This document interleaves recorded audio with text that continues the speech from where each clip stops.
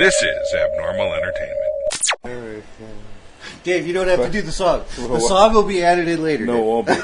Because John's really? not here. Oh. I am a real Well, I shifted in my seat. I was in anticipation of a big lead-in. Fight for the rights of every man. I am a real American. Fight for your rights. Fight for your... And welcome to No Cry Zone. As you probably surmised, Techie John is gone. Our audio engineer. Bit of a skeleton crew. Yeah, John's in Maine eating lobster rolls from McDonald's. When the recording equipment is with John, it makes it a little bit difficult. Well, I mean, we could actually have the recording equipment here and it still wouldn't make any difference. True. We do need John. Come back, John. John is the heart and soul of the No Cry Zone. Rob and I are kind of like the anus and taint. So I don't know which one you are, but I don't want to be the anus. Well, that's the only useful part of the two. The other one just bridges the gap between the heart and soul and the anus. Okay. I'm a bridge. You're a bridger? I'm a bridge. You're a reacher-outer? He reaches across the taint to our friends on the other side of the taint in Congress. I don't know. I'm just... what's real American mean anymore? You know, that is the big question at hand that, even the strangest conversation happened this weekend that with a longtime friend, grew up in the same place, almost the same upbringing, and just how everything has been twisted and people are so upset and unknowing and basically panicked. I mean, it was a eye-opening conversation. Let's just put it that way. You're from the stance of coming. This is about the recent Nazi activity, and white supremacist stuff. Yes, and the president but that hadn't happened yet. Okay. Oh, interesting. And that really wasn't a part of it, but it was still kind of the underpinnings of the whole conversation. Is there's all kinds of people out to get us poor white guys. Oh, okay. Everybody's out to get us, and we're never going to make it this way. Not because... And whatever way they have envisioned, I'm sure isn't true, but they are not going to get off of that. They have won the battle of the endangered white man.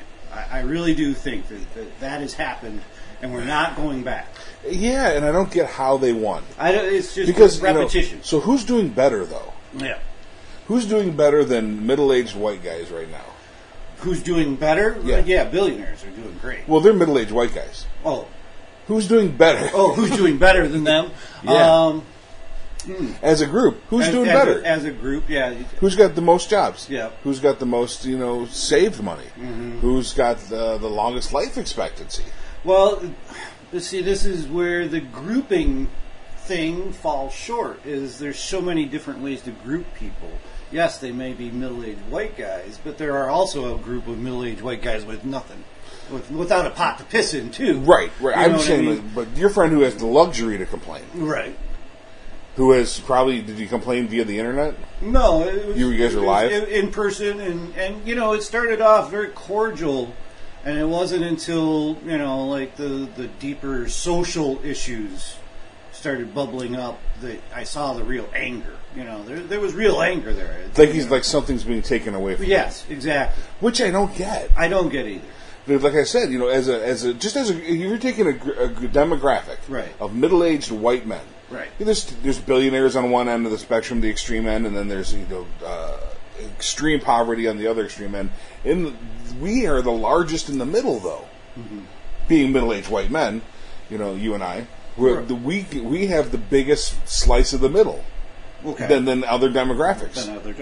Yes. Yeah, and I don't see it. Is there something to be said for the fear of losing control?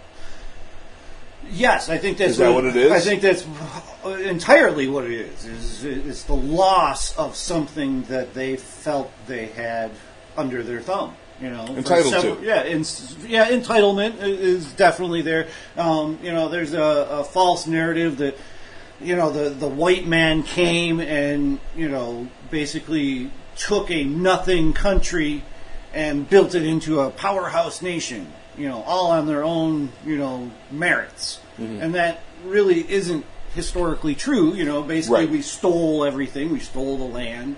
We stole the ideas on how to live on the land to survive at first. Forced labor. And then sooner or later, the money game got put into play. If you want if you want to get into the the early 1800s or early 1900s, money talked. I mean, we were talking about billionaires overthrowing our government at that point. Because they still felt that the government had no business talking to them. The government was for the common people. So there's always been this play of economics and things at play that have given the white man the advantage, and I'll say that he definitely took advantage of every opportunity that came forward. But I can't say that the white man did it in a moral way. No. There's definitely ethics issues. There's ethics issues on how the white man came to power, and that's the argument from the white supremacists, is that the white man is better than everyone else, and we should be very race-centered, just like all the other races. I just don't buy into it. I don't. I think there's a spectrum in every race. When you have everything for so long, it's the argument goes out the window when you can't define what's being taken away. Right. Mm-hmm. So what did your friend articulate? What he was losing?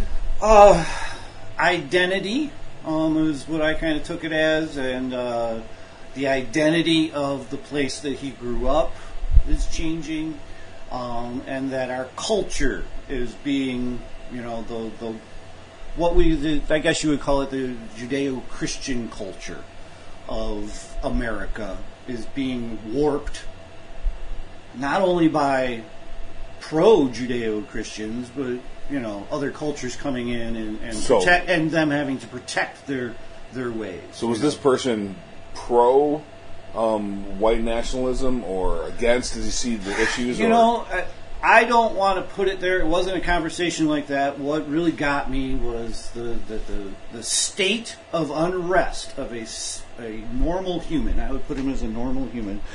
Is such right now that we're all in a panic state. I mean, at all times. Yeah. We're all panicked, and any little thing can trigger us off. And I can't remember what the example was, but it was a very little thing, triggered off all of this cascade of protectionism, I guess, what you'd call it. So he feels threatened in some manner. Some manner. And it's largely ideological. Because he's bought this concept that he's being threatened. I don't want to put words into his mouth. I just took it as more or less there are a wide swath of our population that like deer right now, just waiting for something to happen and jump. Oh, I'm going to jump over there. Well, I think we all are. Yeah, and that's not good. No. The cooler heads should be prevailing at this time, and there are none that I can find. Right. I think we can direct this toward our politics directly, since there's so much insecurity and unsurety going on. How many times this presidency, for example, has never happened like this before. We're unsure. Even people who were against Obama with the first black president. He came across as pretty steady. You felt comfortable in the fact that he wasn't going to blow you up, but you could still hate him. Right. And I think that's some solace people took when George W. was in. Like, he may blow us up at some point, but I doubt it because he seems semi-reasonable. He's just an idiot. I don't like him. Right. So that's from our perspective at that. I think this guy, this Trump-Aluski, is just pure chaos. And when faced with, let's look at the U.S.'s children, and children in a fractured home. Wow, I'm making bad sounds on my phone here. So that people go through a divorce. I'm gonna shut this guy off. Parents going through a divorce and children. Oh, jeez. Sorry. Everyone, we're shutting our phones off right now. We're getting some feedback because Tech John is not here. He's like a Tech 9. He's my audio weapon. My Tech John. That's so stupid. All right. Back to business. He's my Glucose 9. Glucose 9. Not a Glock, it's a Glucose. All right. Moving on. So when you're faced with an unstable home, everything is very chaotic, and your behavior becomes chaotic. Right. And you see that as a teacher. I see that in schools. And you can pretty much pick the kids out who aren't having the best home life or having troubles outside of the school, and you try and direct things to them. But we're all, if our parents are our government, for in this analogy, then we have chaos at home, and with chaos at home, your behavior is going to be dictated by how threatened you feel. Mm-hmm. And there's enough for people to feel threatened on all sides right now. The white nationalists, like this weekend, feel threatened. African American citizens, Black Lives Matter, feel threatened. The Antifas groups feel threatened. College students feel threatened. College professors feel threatened. All the churchgoers. You see them locking arms like it was a bunch of gray hairs that their brothers or sisters or fathers had fought in World War II, and here's a Nazi rally in their town. Right. We are all at odds with each other, and that was where I wanted to go with the conversation, but it could never get there. This is planned. Yeah. It's a Bernie Sanders speech, but I saw it 20 years ago. But it's basically if you're a billionaire and you don't like how much taxes you're paying, and you don't like how smart the population is below you asking questions about you, and you don't want to have anybody bugging you from the government, how do you get those things through the masses? And the first thing you have to do is divide. You have to divide the mass into a beatable number. Right. And that's what has happened over many decades now. And people have just lost track of this. That really, it's not, even a Trumper. We just had here in Howell 200 guys, women, children show up for a little mini support rally or whatever you want to call it, and I see it all over my Facebook feeds, all the Democrats up in arms and all the righties, feeling happy, look at all the great support. But what they're forgetting is we're all neighbors. The things that go on in this town affect both of us. Yeah. Both supporters. The things that happen in Washington affect both of us. So really we should be going towards something that you can agree with on your neighbor instead of being so eager to discount your neighbor. But you feel threatened by your neighbor, though, by design. By design, and I do think that is by design. There are many, false scarcities, that are made just by advertisers. Oh yeah. There are many, false narratives that are out there just to create emotional reactions, and to keep you voting. I mean, do you really honestly believe that when the abortion, judgment first came out that every Republican and every Democrat were equal, opposites of each other? No. Right. It's not how it works. We're all humans, and we all have to start acting like that. Right. That's my big thing on the whole riots that are happening is it's scared deer, and we need to stop acting like, scared deer and back to humans again. Now, herding scared deer, there's the issue. Because once it's planted, once the seed's in, it's in. Yeah. And there's no turning back. You can't rein people in. There's got to be a tragedy. Like I said before, this is tragedy based. Mm-hmm. There has to be a tragedy to get people, and it's going to be pretty intense and pretty big. We see people writing off the death of I can't remember her name now. Heather Henway. Haywin? We all turned off our phones, so now we're just dumb. Now I can't look. Now we're just dumb. I can't consult the Oracle. We'll just call it Heather. So the death of Heather, and there's people mocking it. Mm-hmm. Because we're set up at that point. This is whale. This is even before there was the concept of what a billionaire even could be. John Lynch, who was a pretty powerful slave owner in England, came over to the United States, and he was appalled when he saw slave owners in the United States lynching and hanging their slaves, because he viewed these people as property. Mm-hmm. And so what he did is he instituted a plan where you would pit different types of slaves against one another. Young versus old, house versus field, dark versus light. And that way you kept control. Yeah. Because, they could never consolidate. Mm-hmm. They could never form solidarity with one another. Yep. And you directed the narrative. And that's exactly what we've got playing out right now. And, the billionaires have done it by keeping people, largely oblivious to what they've got going on. And once we keep everyone pitted against one another, well then, it's real easy to control everyone. Now, if there was some competency, I would feel better if the country was led by competent people who were doing this for a purpose. They're not. The White House is just feeding into chaos, not for any other sake, but chaos itself. I don't think he's got the skills to manipulate. Now, other fringe elements, like Congress is picking up on this and they're utilizing it here, and businesses are utilizing what these things have put into play. But this guy's an idiot. Trump is an idiot. And idiot who thinks he's smart, though. That's what always gets me about him. Is he does have a plan. I just don't know if he can ever enact his plan, because his plan isn't made out of reality. But right. People always say that he doesn't have a plan. I think he does. I just can't figure it out. His plan is secret for sure. His plan is probably the same plan that Mitch McConnell has. Same plan that all these real political operatives have. He just doesn't have the skill set to enact the plan. I think the plan is there, but he just can't help himself. He thinks that by going out there and equivocating George Washington and Robert E. Lee, for example, is going to make that plan happen. And he can't see how the process doesn't work. Right.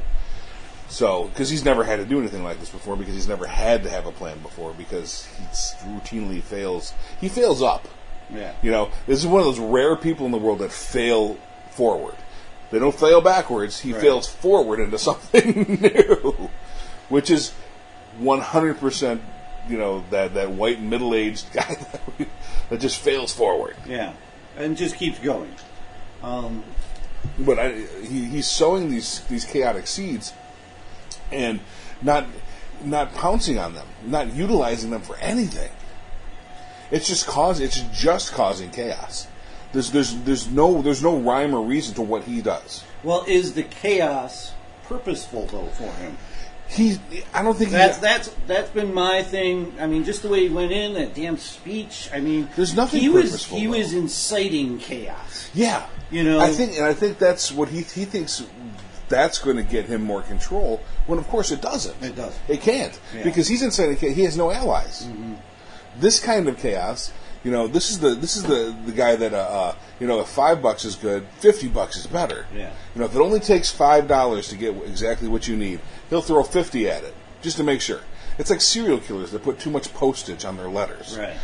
I have to make sure. And his double downing and his just being extreme in views doesn't serve anything. There's no moderation, and that's where the GOP has been so effective and so insidious in past years, is because they can do things in moderation.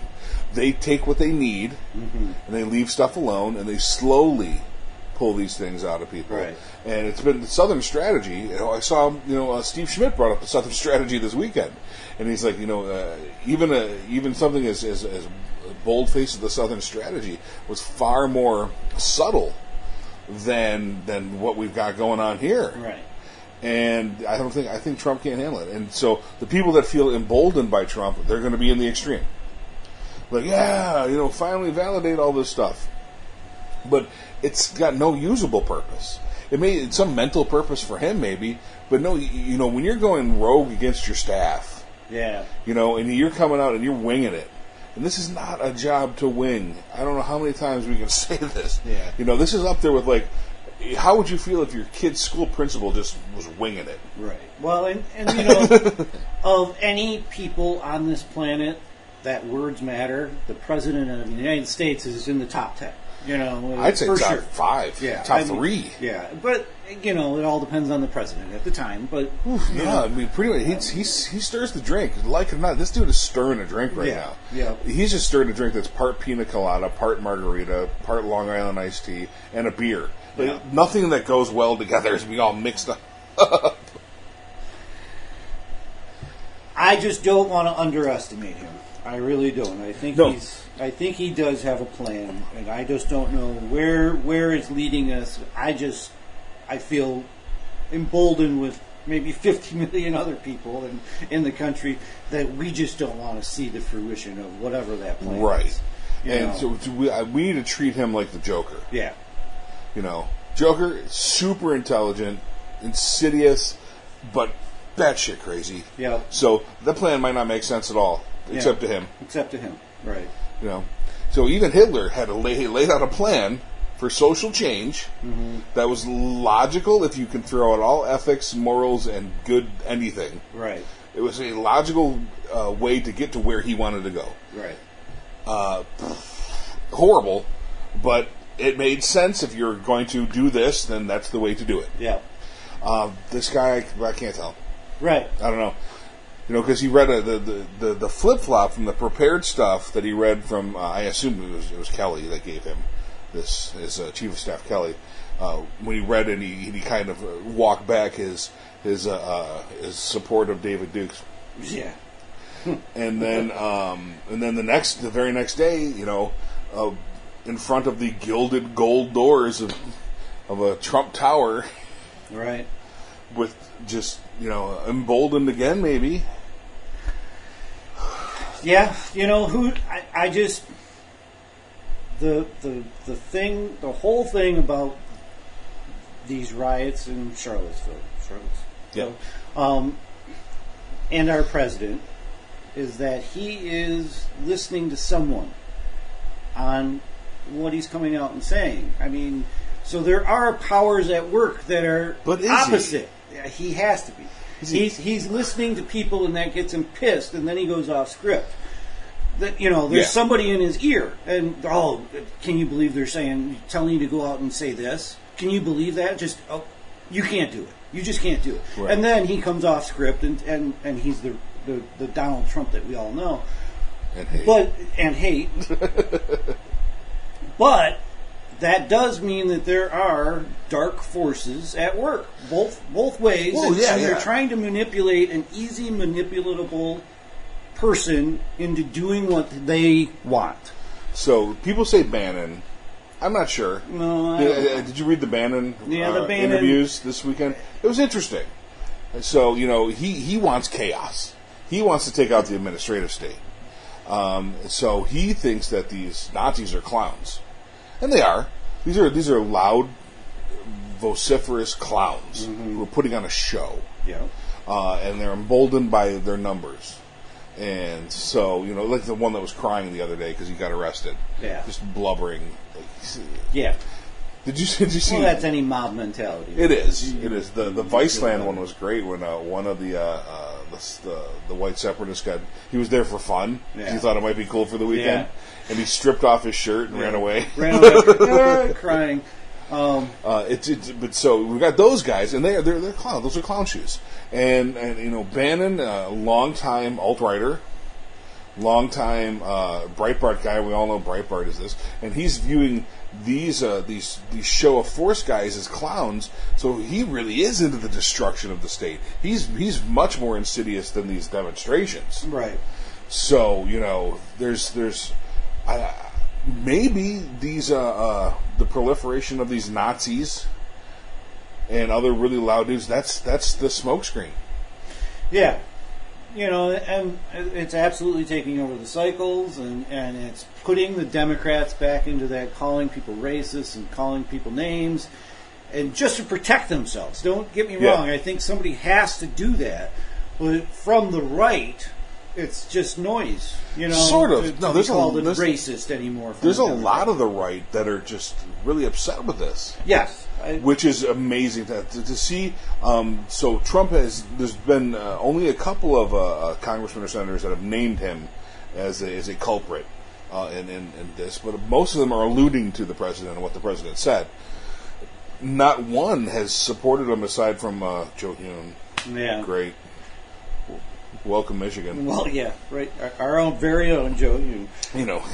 We of the Timothy McVeigh bloodline around here. And, once again, think of the people around here, though, David. Yeah. Is there really anything being taken away from these people around here? No, And that's what I can't get my head around is... In fact, compared to the last couple of years of Bush, everyone's doing pretty damn good. Yeah. Right. Exactly. Yeah, we had a mass exodus in 2009 in Michigan.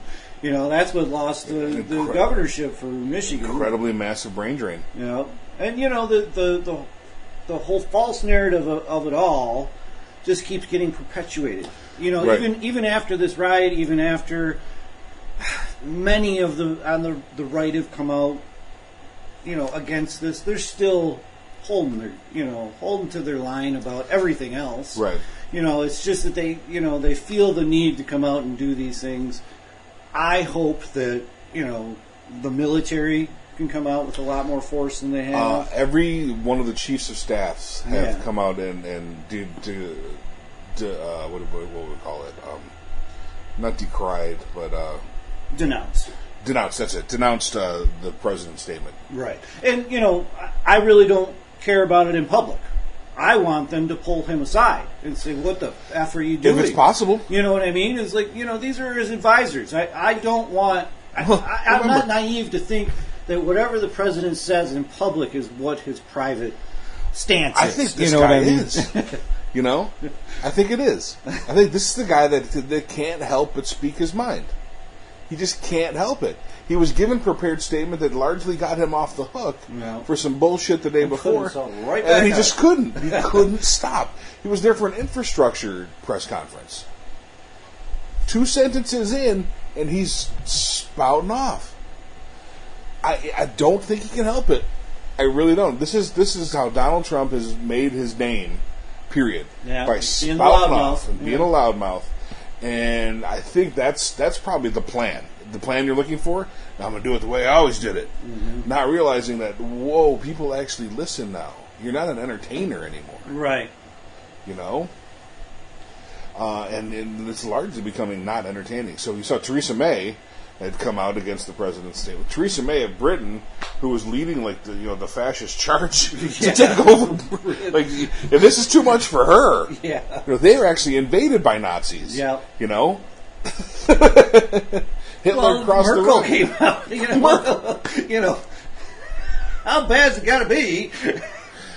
when it's illegal for us to even say this in this country, but I'm going to have to right now. Because, those United States guys.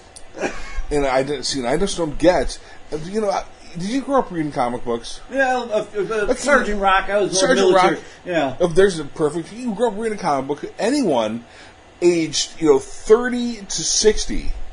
If you didn't grow up reading a comic book where one Nazi got punched, right, you were not an American. Right. Yeah. Nazis were there. Them and the Amish. Yeah. Because the Amish would never see it. You could pick on them. Yeah. But the Nazis, it's free reign. Indiana Jones. We punch Nazis for 3 movies, and everyone loved it. And they're always the bad guy. Always the bad guy, because they're always wrong. And we never have any backlash on, you shouldn't have called that Nazi a bad guy, or, there's good Nazis, Right. There was one, and that was Schindler's List, and he only got the clue halfway into the war. Yeah. I did a photo portion of a book with a guy who was doing a whole ton of research, and that was his argument at one point, was that not all Nazis were bad, and that's the same argument that we have now with how much you support Trump and how much you blind your eyes to the things that are inciting riots or inciting the Nazis to come out. Is he was basically putting to the fact that, he wasn't involved in all of the thing. He was just a normal guy. He just had to, go along with the Nazis to survive. Well, at a certain point, you have switched because you have seen atrocities. You've seen things that you could have stopped. You could have put your life on the line. So therefore, I mean, it's not an easy choice, but it's a choice. That choice was made. Right. You know? Instead of killing 100 people so you survive, just, leave and hope for the best. Right. Yeah.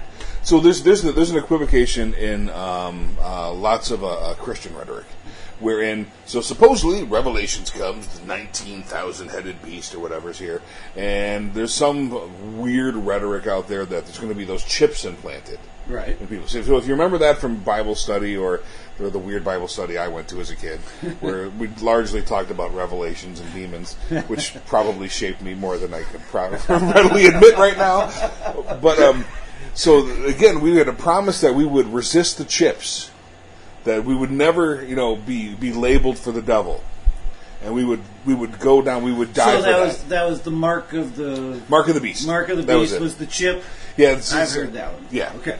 So this was during Carter. Okay. So and the false. There was a weird thing. There was some rumor that started at the time that there's a numerical index supercomputer that the only way it could process everyone in the world was by having the prefix 666 as their number. That was the algorithm prefix that had to work. It totally made up bullshit, of course, because the Cray supercomputer could have calculated your checkbook in 3 days. Mm-hmm. They were quite slow. So we weren't indexing everyone in the world. Right. But we were told that you had to resist. You had to go underground. You would have to fight against the Antichrist. I want to know where this cat is now. Is he starting up the Matrix somewhere? This guy that was teaching all this shit. No, they came from Tim LaHaye and those books. No kidding. Coming Armageddon. We had Coming Armageddon books. Oh, they're great. I mean, they're wonderful horror stories. And not to switch subjects, but there you go. As once again, separating the masses, dividing and conquering. You either believe this or you are against us, and we can discount you. Right, and you're one with them because ideally we would all have been called up in the rapture. Right. But if for some reason you're fucked up and you're stuck here, resist. Yeah. So that's what the Left Behind books are all about. Yeah. And where the hell was I going with this? I don't even remember now. We were talking about Nazis and the resistance. The Nazis and the resistance, and you went into Revelation and how that changed you so much more, and that you. The notion that we have to resist evil. Yeah. It's ingrained. It just depends on who you decide is evil. Mm-hmm. It's like an arbitrary sort of thing. Right. So even like the heavy Christian rhetoric, the way real deep revelation stuff is telling you to resist what is perceived as evil, right, and not to follow along. So the blind faith. It goes both ways. We say blind faith in Trump. They say blind faith in liberalist. Alt-left. Alt-left now. We are now the alt-left. I like that. That's kind of weird. I don't mind being alt-left. Well, see, they brought that on to make them as bad. It's more about what the whatabouts. What about that? What about that? Yeah. They're distracting you from what they're doing by, look at the alt-left. No, we do, though. We do what Obama did with Obamacare. Take it, embrace it, and use it. Yeah. This school that we built for free, probably brought to you by the alt-left. Yeah. Right. Yeah. Homeless, kind of like Meals on Wheels from the alt-left. Yeah. Yeah. Which is what they did with the alt-right. They did. We were trying to label them, and they said, no, we are the alt-right. What did Kennedy say? If liberal means this, and this, then I'll probably call myself a liberal. When people are trying to, and the best they've ever come up with is libtard, which is just so denigrating, period, to not even liberals. Yeah. Come on, that's all you got. Well, the new one's Snowflake, and I think that angers them more than it angers we kind of turned that one around. Yeah, we turned it around on them. And all of this, once again, is designed, perpetrated misinformation to keep us at war with our neighbors. Right. Now, all of it. It is, but here's a notion. What if I have a severe ideological difference with my neighbor? What if my neighbor truly believes that white people are superior? Okay. That's going to happen. Yeah, it is. When was the last time? I mean, even you and I have almost tipped the table on each other here, and we're just about as close of an opinion. Tip the table that close? I don't know. Are you kidding me? I was scared. But anyway. Oh, that's like work. There's no way that I'm going to sweat my for point you. is 99.9999% of the time, you are not going to agree 100% with another human. But I'm talking about, what about severe ideological differences? Ideological differences is when you basically say a good fence is a good neighbor, and you try and live your life amongst common rules. That's where we need to be. And that's where we need to we are not talking about that. But we are. Well, you started off the show with that, was what does it mean to be an American? And that is, I've been asking that, of them. It's like, what is it that you want me to be? People say that about Kaepernick. Is, well, if him just putting a knee down on the side of the goddamn field wasn't the right thing, what was the right thing? How is he supposed to say something isn't good for him? Well, now I'm saying people are dying. Right. So this is, we've ramped it, we're beyond the knee. Yeah. At this point, we're beyond just the basic ideological differences. We're way beyond that. I think everyone, except for the people that I don't really want to have anything in common with, thinks that this death is horrible. Yeah. Any death would be horrible. Mm-hmm. So, what do we do with the neighbor? And we're going to have a bunch of them living around here that thinks that death was necessary and good. Hopefully. I mean, this is a hopeful thing. Is you live your life in such a manner that creates goodness for you and your family. Right. They will see that. And as they live in their squalor next door, following Trump's policies, and you living your life with your swimming pool and doing your things that make you happy, they will see that and go, I want that. I mean, that's all we have. I mean, you cannot go to the guy and try and change his ways. A good fence is a good neighbor at that point. You stay out of his business. He stays out of yours.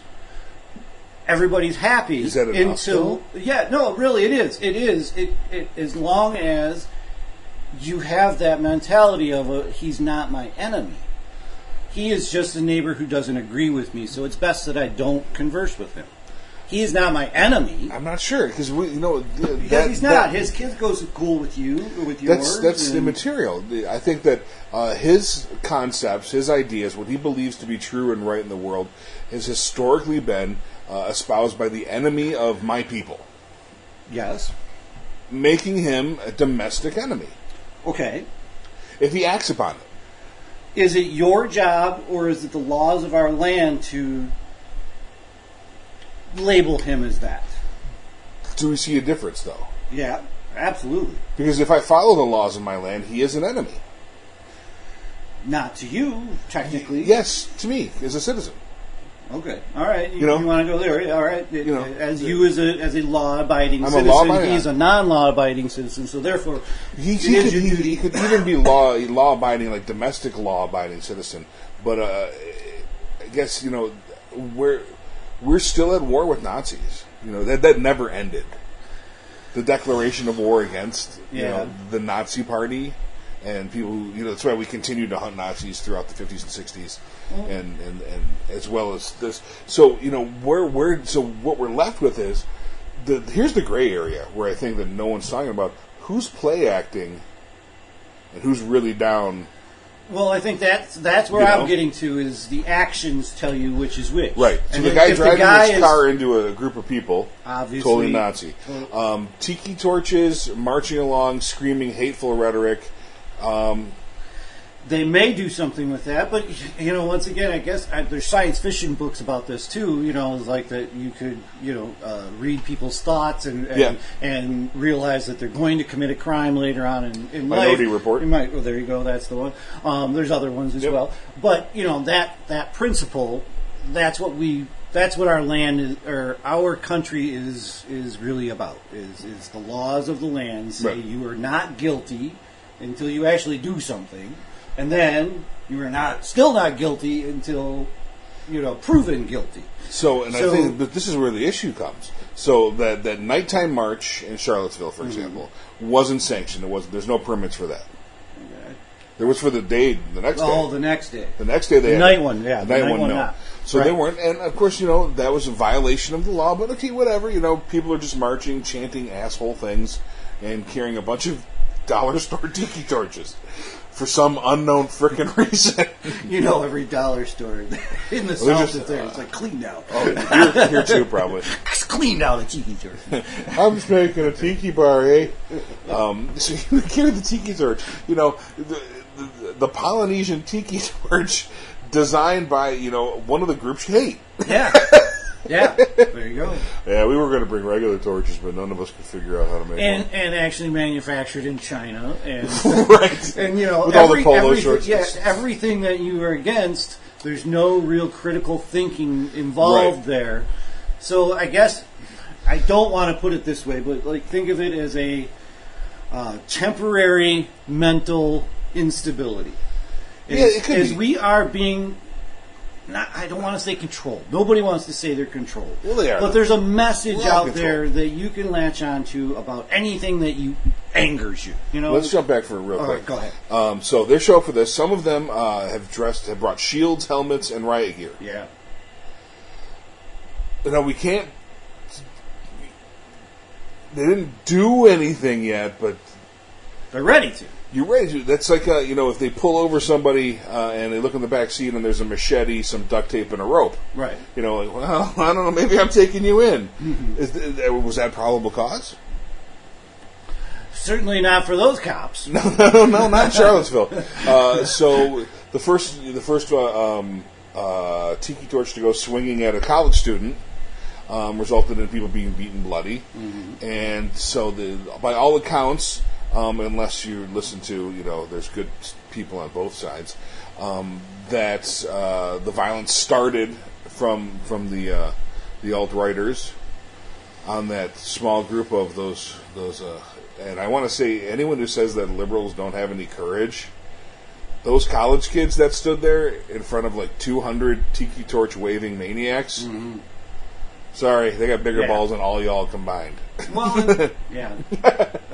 Without Bolton and running? Yeah. Oh, man. Whether it's wise, that's a completely different argument altogether. Yeah, but their courage was certainly there. And so that, but now we've got things in North Carolina where it's now legal to drive through a group of people if they're blocking a street. Yeah. And, what? And with that precedent, who's to say what's going to happen with this guy now? You know what I mean? Because now there is a law on the books. Well, he killed somebody ramming into them. But, at least manslaughter. I don't know the law, but I am sure that is there's a law. About the driving through protesters. Oh, no, North Carolina's the first one. Well, North Carolina did not put a stipulation in there about if you kill someone, if you hurt someone. No. It's just you have the right because you're on the public roadway, and they're blocking the public roadway. So if you injure somebody, is the way I'm taking it. Yeah, are off. You can't be sued. Yeah, you can't be sued, and you can't be prosecuted. I'm not sure about prosecuted, but you can't be sued. Yeah, I guess you would have to, find intent and malice and stuff like that. If you run your car into someone, here we go. Is wearing riot gear to a peaceful protest intent? Well, I don't think anybody was trying to portray that as a peaceful protest. I think they were. But now they are. I think they were trying to show that as a show of force, almost like a North Korean parade. Right. You know what I mean? They were bringing out their missiles. But now it was a peaceful protest that these counter protesters got violent. Yeah. Okay. I'm not believing that your 40-year-old soccer moms are out there to get violent, and you're with the guns and the riot gear. Well, and once again, these are Nazis swarming into a town, a college town, a town who is already, come to a realization that they shouldn't have General Lee in their town square, right. and they're already to that point, so they are actually defending at this point. That's Yeah. what I see that. Yeah, they're defending I see this their as an heritage. Well, I see this as an invasion force, and they're defending their town. I mean, really, you know, the Nazis are the invading force. Okay, and the Nazis saw themselves as the defenders as of the defender history of the and heritage. culture. Yeah, and you know, it can go either way. You can think about this however you want. What has to be understood is we are a country at war with our neighbors. I mean, yeah. And that's not a good thing. Last time that happened, we had a big war, you know, and I don't think this one will end as nicely. As nicely, you know, well, 100,000 people dead. I get you. I get you. Here's okay. So let's say you want to break away and you think that the country's messed up and you have your own way of thinking and you're going to adopt the symbols of some past military. You choose the two biggest losers in the history of war: Nazi Germany and the Confederacy. Right. They didn't win. Wouldn't it be better off grabbing like Mexico's flag, you know, from the Alamo, or you know, some winner's flag? Come up with your own. That'd be good. You know, that would be good. Come up with their own. Maybe there's not so many graphic designers. 99 designs. You can go out and have a logo anytime you want. So you do design work. Yeah. Would you do a Nazi design for somebody, or would you turn down the money? No, I turned it down. Yeah, I've turned down jobs before that I didn't like. Yeah, that didn't. I expected you would appeal to me. You know, yeah. I don't want to go into them while being recorded, but yeah, there's. Oh no, I'm not asking names. Effed up people out there. There are with cash. With cash, and they feel that cash entitles them to anything. So I got invited to do a story for a benefit for the Southern Poverty Law Center. Right. They do a lot of great work. Yeah. And it's a graphic novel called Punch All Nazis. All right. So I'm like, I've kind of sort of figured out a story I want to do, which goes back to what we were thinking about, like those old gray-haired people, Lincoln Arms. I was inspired by them, and in the 30s and 40s, there were tons and tons of old comic book characters that were very patriotic. That their whole job was to go punch Nazis. We're at war with Germany, and every story was about going out and foiling Hitler in some way, and standing up for people. And so I'm like, well, I'll take one of these characters. He has, he's well over 100 years old right now, but due to his powers in the 40s, he's became, pretty sprightly. And much to his chagrin, he's got to put the costume back on because they're back. And he's heartbroken about this. And it's just a series of an old man in the costume punching Nazis. Yeah. Right in the face. And have him flash back, too. Like as... maybe a reflective scene of him flashing back to punching the old Nazis to punching the new Nazis, and you're the same scum. Well, yeah, we're going to explain who he was, because no one else can know who he was, and then explain who he was. He's going to have this moment in front of the Lincoln Monument.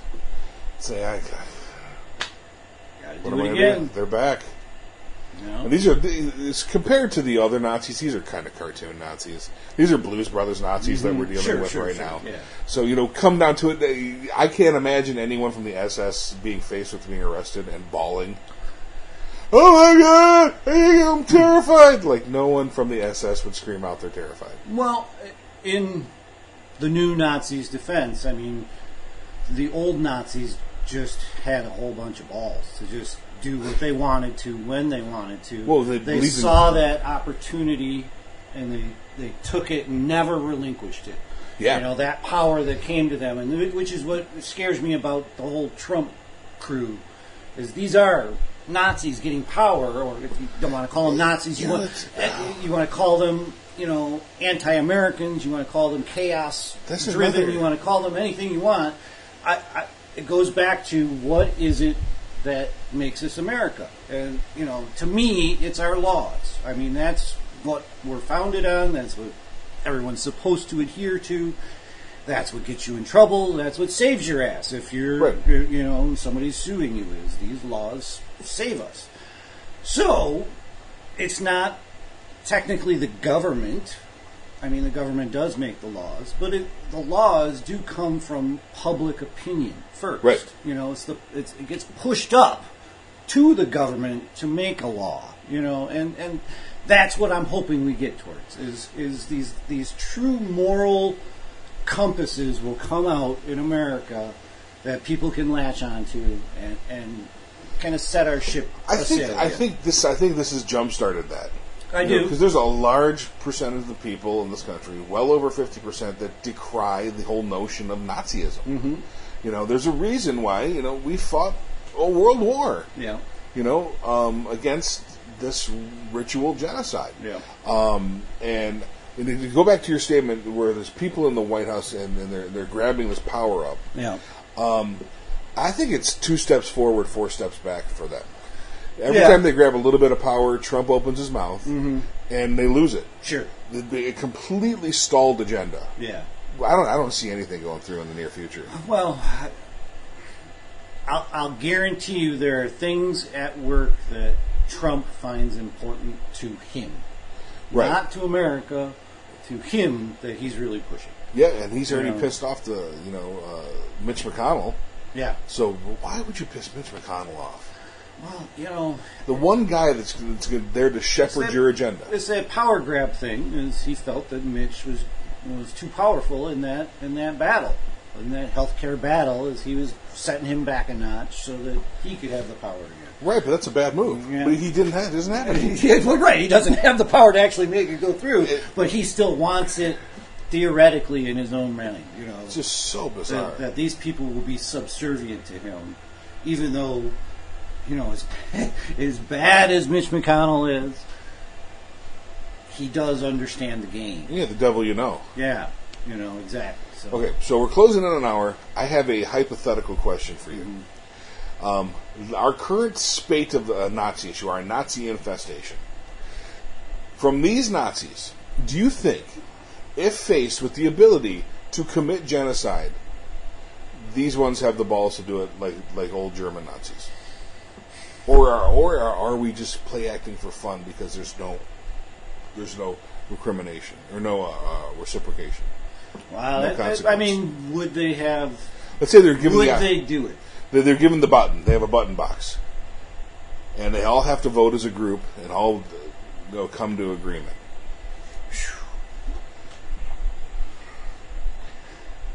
Number one, I don't think they would all vote as a group. I don't think you could get them all to say yes, but.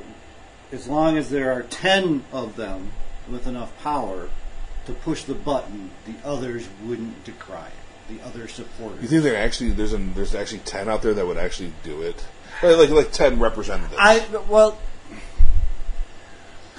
guess I'm thinking in my mind right now is what would be the target? What would be the target group that they would be after? Let's say, I can put my finger on one, and it would be resistant people. If they could gather up, right now they're looking for the 1.3 million names of the people who went to the anti-Trump website. If they could somehow gather up all the dissidents, is what dictators call them, and round them up, that would be the button. You think they would kill them? Yeah, I think they would push that button in a heartbeat to get rid of all the dissidents. Really? Yeah. Now, is it Jews? That's the thing. I don't think they would.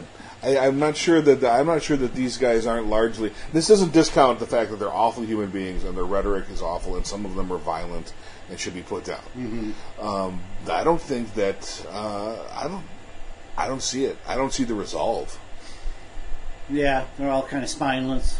I just don't see the resolve. When confronted by a middle-aged woman, some guy will scream and flip her off and yell outside his house. When that middle-aged woman's husband shows up, he runs inside.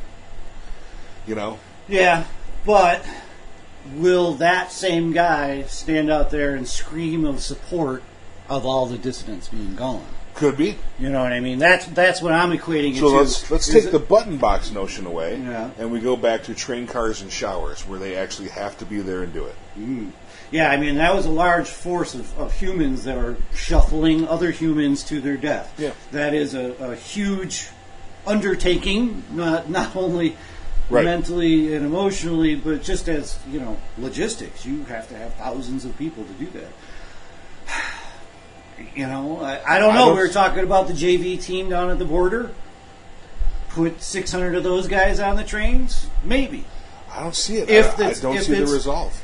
I don't it all depends. See, that was the thing on Nazis and the Jews. It was years and years and years and years and years of people pointing at the Jews, saying they are the ones that are taking everything away. Right. Just because they were the conservative Republicans, basically. Right. Save their money. Which is what kind of was crazy. But anyway, they were the ones that were taking everything away. So it was very easy for everyone to not treat them as human. So I guess as soon as that, we were talking about that when the travel ban went through. Yeah. They're handcuffing 5-year-old kids. They're keeping people 14 hours without food or water or bathroom breaks. That happens instantaneously amongst people who take authority well. You know what I mean? But I think you have to be able to dehumanize too. Yes, you have to be able to dehumanize, and I don't know if they've done that well enough as one group. I think that's what this white nationalism movement is. Yeah. As I really do think this is the large umbrella. You notice they've kind of softened the phrases.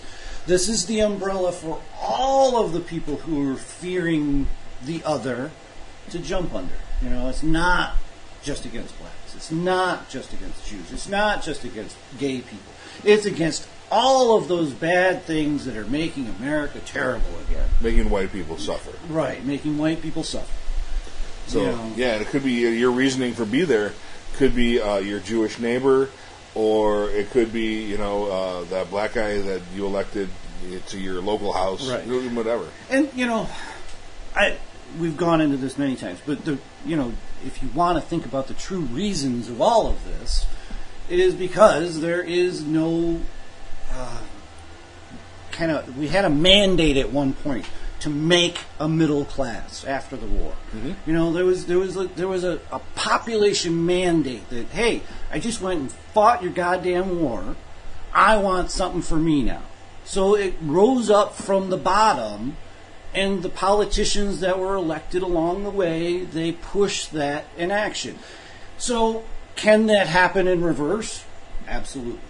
Yeah, we've watched it happen. We're seeing the people that were pushed up there. Yeah. The descendants of them are the ones that they're really working against destroying that. Yeah. So, and we're left with it's just not a lot of sense. Yeah.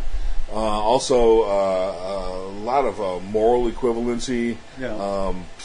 And nobody really critically thinking about who the true... I mean, if you really want to put true enemy on a group of people, it would be the people who are manipulating the message. I mean, I don't care who they are. You can call them whoever you want. I call them billionaires because I can't buy their goddamn airtime, and I can't buy TV stations, and I can't, Sinclair Media now pushing Trump agenda on 72 stations soon. That is going to change the media. And you can blame those people. That's who I want everyone to blame. And I think we're getting to that point right now that the alt-right rhetoric and the alt-left rhetoric and all the news, people are taking less and less for granted. Like, oh, he said it, but now I still got to go research it 3 or 4 times. Right. I think that is all culminating back to a pendulum swing towards the middle. Soon, a lot of the left people are going to decry Antifa. And a lot of the people on the right are going to decry and denounce the KKK and the other people. Because shit like this will continue to happen with extremists, on the front lines. And like I've said, I think it's going to take a tragedy. Yeah. Oh, yeah. I think that's the only thing that America really responds to in general. Yeah. I mean, Pearl Harbor, It's going to have to be more than 20 preschool kids getting shot, too. Because we've already proven that one didn't work. Yeah. Well, and who knows? Maybe the police force does different things. That's a national gun law didn't happen. But maybe the cops go by the school 10 more times a day. We don't know if anything has changed in that, or if kind of one of those things. Until you hit a deer, you're really not scoping the side of the road for deer jumping out. So, I scope the side of the road all the time. Yep, I've hit a couple. So that shooting in Newtown, it didn't spur immediate action like we wanted to. But maybe it did spur some action in lower down the line that spurred a bunch of people to call it a hoax. That bugged me. yeah, and We're going to have those people, though. you're going to have those people, and when they do that, they are just calling attention to themselves to say, I want to be discounted. Right. Thank you. Look at me. Now stop looking at me. Now stop looking. Okay. All right, so we're hitting an hour now. right. I think we killed this. Yeah, this one wasn't too bad. All Even right, with John. Yeah, in your face. We don't need you. All right, just edit it up when we get done. I don't think we have time. This is going to go straight to Guru Kevin over at Podcast Central. But for Rob, not John, who's currently munching on a lobster roll, this is Dave, out. Subscribe to the No Cry Zone on iTunes and Stitcher and at abnormalentertainment.com/No Cry Zone. Find the No Cry Zone on Facebook and tweet at No Cry Zone. Email nocryzonepodcast@gmail.com. And for more podcasts, comics, books, movies, and more, head to abnormalentertainment.com. You've been listening to the Abnormal Entertainment Network.